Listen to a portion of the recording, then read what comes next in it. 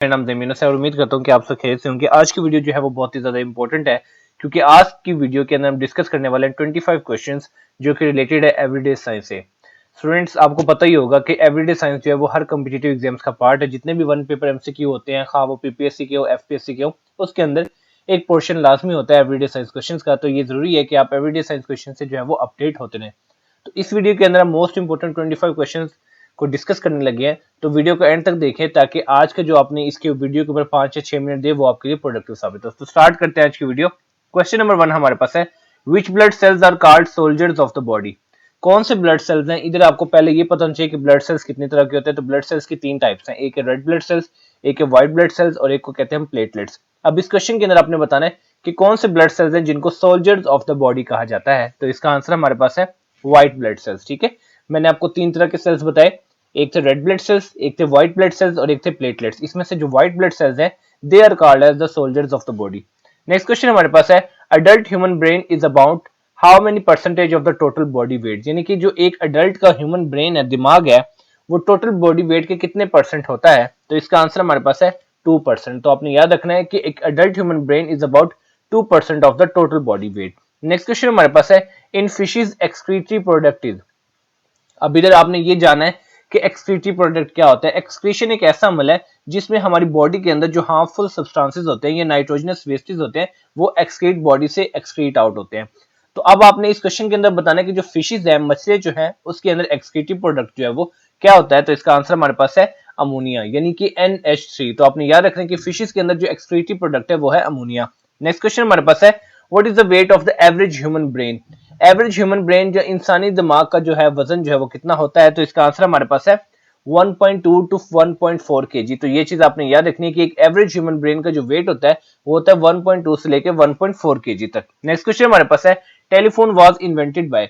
अब इस क्वेश्चन के अंदर आपने बताना कि टेलीफोन जो है वो किसने इन्वेंट किया। तो इसका आंसर हमारे पास है अलेक्जेंडर ग्राहम बेल। तो आपने याद रखना है कि टेलीफोन जो है वो अलेक्जेंडर ग्राहम बेल ने जो है वो इन्वेंट किया था। नेक्स्ट क्वेश्चन हमारे पास है, the sun is at an average distance of about how many million kilometre away from the earth. अब इस क्वेश्चन के अंदर आपने बताना है कि जो सूरज जो है वो जमीन से कितना मिलियन किलोमीटर जो है वो उतने डिस्टेंस पे है। तो इसका आंसर हमारे पास है 150 मिलियन किलोमीटर। तो आपने याद रखना कि सूरज जो है वो जमीन से 150 मिलियन जो किलोमीटर है वो डिस्टेंस पे है। नेक्स्ट क्वेश्चन हमारे पास है, what does UPS stands for. आपको पता है कि यूपीएस जो है वो अक्सर घरों में होता है, जब लाइट नहीं होती तो हम यूपीएस जो है वो ऑन कर लेते हैं ताकि हमारी जो चीजें वो चलती रहें, लाइक फैन वगैरह। तो अब इस क्वेश्चन के अंदर आपने बताना कि यूपीएस की एब्रीविएशन क्या है। तो इसका आंसर हमारे पास है अनइंटरप्टेबल पावर सप्लाई। तो ये चीज आपने याद रखनी है कि UPS stands for uninterruptible power supply. Next question हमारे पास है, which rays are trapped in our galaxy by magnetic waves। अब इस क्वेश्चन के अंदर आपने बताना कि कौन सी रेज जो है वो मैग्नेटिक वेव्स के थ्रू जो है वो ट्रैप्ड है हमारी गैलेक्सी के अंदर। तो इसका आंसर हमारे पास है कॉस्मिक रेज। तो आपने याद रखना है कि कॉस्मिक रेज जो है वो हमारी गैलेक्सी के अंदर ट्रैप्ड है बाय द मैग्नेटिक वेव्स। आपसे ऐसे भी क्वेश्चन किए जा सकते हैं, जो कॉस्मिक रेज हैं गैलेक्सी के अंदर वो कौन सी वेव से ट्रैप्ड हैं। तो उसमें आपका आंसर हो जाएगा मैग्नेटिक वेव्स। नेक्स्ट क्वेश्चन हमारे पास है, according to the Einstein general theory of relativity the universe. Einstein general theory of relativity के मुताबिक जो यूनिवर्स है वो क्या है। तो इसका आंसर यानी कि यूनिवर्स को उसने क्या किस चीज से रिलेट किया था। तो इसका आंसर हमारे पास है मस्ट बी आइदर एक्सपेंडिंग और कॉन्ट्रैक्टिंग। तो according to the Einstein general theory of relativity universe जो है या तो वो एक्सपैंड कर रही है या वो कॉन्ट्रैक्ट कर रही है। तो ये चीज आपने याद रखनी है कि according to the Einstein general theory of relativity the universe must be either expanding और कॉन्ट्रैक्टिंग। नेक्स्ट क्वेश्चन हमारे पास है, which condition is related to smoking involves damage to the alveoli sacs. एक ऐसी कंडीशन है जिसमें स्मोकिंग के बाहिस जो है अल्वोलाई सैक्स जो होते हैं, जो कि लंग्स का फंक्शनल यूनिट है, वो जो है वो डैमेज हो जाते हैं। तो इसका आंसर हमारे पास है एम्फीसीमा। तो एम्फीसीमा एक ऐसी कंडीशन है जिसके अंदर जो अल्वोलाई सैक्स हैं जो कि लंग्स के अंदर होते हैं वो डैमेज हो जाते हैं, और होते किस वजह से? स्मोकिंग की वजह से। नेक्स्ट क्वेश्चन हमारे पास है, what are the rows in periodic table are called. अब आपको पता है कि पीरियोडिक टेबल में रोज भी होते हैं और कॉलम भी होते हैं। रोज को क्या कहते हैं? तो इसका आंसर हमारे पास है पीरियड, यानी कि जो पीरियोडिक टेबल के अंदर रोज होती है उसको हम कहते हैं पीरियड। और इसके अलावा हमारे पास नेक्स्ट क्वेश्चन है, what are the columns in periodic table are called. अब जो कॉलम्स होते हैं उनको क्या कहते हैं? तो इसका आंसर हमारे पास है ग्रुप। तो आपने याद रखना है कि जो पीरियोडिक टेबल के अंदर कॉलम्स होते हैं उसको हम कहते हैं ग्रुप। नेक्स्ट क्वेश्चन हमारे पास है, which one is the natural satellite, यानी कि कौन सी ऐसी चीज है जिसको हम नेचुरल सैटेलाइट कह सकते हैं। तो इसका आंसर हमारे पास है मून। तो आपने याद रखना है कि मून जो है, चांद जो है वो एक नेचुरल सैटेलाइट है। नेक्स्ट क्वेश्चन हमारे पास है, summer solstice means. Summer solstice का मतलब क्या है? तो इसका आंसर हमारे पास है लॉन्गेस्ट डे। समर सोल्स्टिस यानी कि अगर जो कि पूरे साल के अंदर एक ऐसा दिन होता है जो कि सबसे बड़ा दिन होता है, उस दिन को हम लॉन्गेस्ट डे कहते हैं या समर सोल्स्टाइस भी कहते हैं। नेक्स्ट क्वेश्चन हमारे पास है oncology is the study of. Oncology किसकी स्टडी का नाम है? तो इसका आंसर हमारे पास है कैंसर। कैंसर की स्टडी को ऑन्कोलॉजी कहते हैं और ऐसा पर्सन या ऐसा स्टूडेंट जो कि ऑन्कोलॉजी या कैंसर को स्टडी कर रहा है उसको कहते हैं हम ऑन्कोलॉजिस्ट। नेक्स्ट क्वेश्चन हमारे पास है how many moon does Neptune have. अब इस क्वेश्चन के अंदर आपने बताना है कि जो नेपच्यून है उसके अंदर जो है वो कितने मून है। तो इसका आंसर हमारे पास है 14। तो आपने याद रखना है कि नेपच्यून के अंदर जो है वो 14 मून्स हैं। नेक्स्ट क्वेश्चन हमारे पास है विंटर सोल्स्टाइस मींस। जैसे आपको पता चला कि समर सोल्स्टाइस का मतलब है लॉन्गेस्ट डे, विंटर सोल्स्टाइस का मतलब है लॉन्गेस्ट नाइट, यानी कि लॉन्गेस्ट नाइट को हम कहेंगे विंटर सोल्स्टाइस। नेक्स्ट क्वेश्चन हमारे पास है how many moon does Uranus have.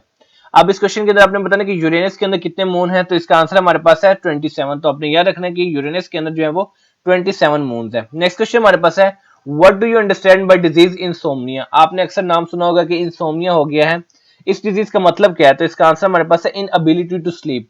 ये एक ऐसी कंडीशन होती है, ये एक ऐसी मेडिकल कंडीशन है जिसमें इंसान सो नहीं पाता, इसको हम कहते हैं इंसोम्निया यानी कि inability to sleep. Next question हमारे पास है frog heart has how many chamber. जो मेंढक का दिल है उसके कितने चैम्बर्स होते हैं? तो इसका आंसर हमारे पास है 3। तो आपने याद रखना है कि जो फ्रॉग का हार्ट है उसके 3 चैम्बर्स होते हैं। नेक्स्ट क्वेश्चन हमारे पास है the study of heavenly bodies is known as. Heavenly bodies को स्टडी करने को क्या कहते हैं? तो इसका आंसर हमारे पास है एस्ट्रोनॉमी। तो आपने याद रखना है कि the study of heavenly bodies is known as astronomy. Next question हमारे पास है 1 joule is equal to how many ergs. तो एक जॉल जो वो कितने अर्ग्स के इक्वल होता है? तो इसका आंसर हमारे पास है 107 अर्ग्स। तो आपने याद रखना है कि 1 joule is equal to the 107 ergs. Next question हमारे पास है bar is the unit of. इस क्वेश्चन के अंदर आपने बताना कि बार जो है वो किसका यूनिट है? तो इसका आंसर हमारे पास है एटमॉस्फेरिक प्रेशर, यानी कि प्रेशर का यूनिट है बार। तो बार is the unit of atmospheric pressure. Next question हमारे पास है ornithology is the study of. इस क्वेश्चन के अंदर आपने बताना कि ऑर्निथोलॉजी जो है वो किसकी स्टडी है? तो इसका आंसर हमारे पास है बर्ड्स। तो बर्ड्स की स्टडी को हम कहते हैं ऑर्निथोलॉजी और ऐसा पर्सन जो कि बर्ड्स को स्टडी कर रहा है उसको हम कहते हैं ऑर्निथोलॉजिस्ट। तो बर्ड्स की स्टडी को हम कहते हैं ऑर्निथोलॉजी। नेक्स्ट क्वेश्चन हमारे पास है जो कि हमारी आज की वीडियो का लास्ट क्वेश्चन है, वो है फ्रीजिंग पॉइंट ऑफ वाटर।